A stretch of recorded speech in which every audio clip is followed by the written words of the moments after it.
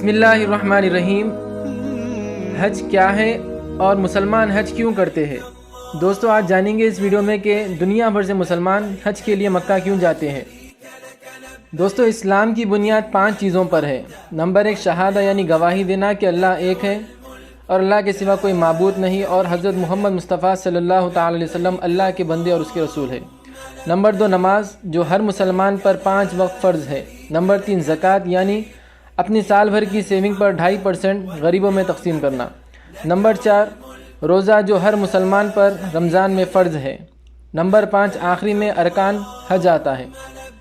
توحید، نماز، زکوٰۃ، روزہ، یہ سب انسان دنیا کے کہیں بھی کونے پر رہ کر ادا کر سکتا ہے، لیکن حج کے لیے مکہ ہی جانا ہوتا ہے۔ جیسا کہ میں نے آپ کو بتایا، حج مسلمانوں پر فرض ہے، ساری زندگی میں ایک بار تو کرنا چاہیے، لیکن اس میں کچھ لوگوں کو چھوٹ دی گئی ہے۔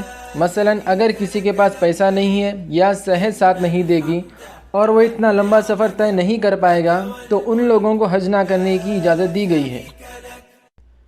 دوستو، حج کیوں کرتے ہیں؟ قرآن میں سورہ ال-عمران میں اللہ رب العزت حکم دیتے ہیں کہ جو لوگ حج کرنے کے قابل ہیں وہ یہاں آئے، یعنی مکہ آئے اور حج ادا کریں۔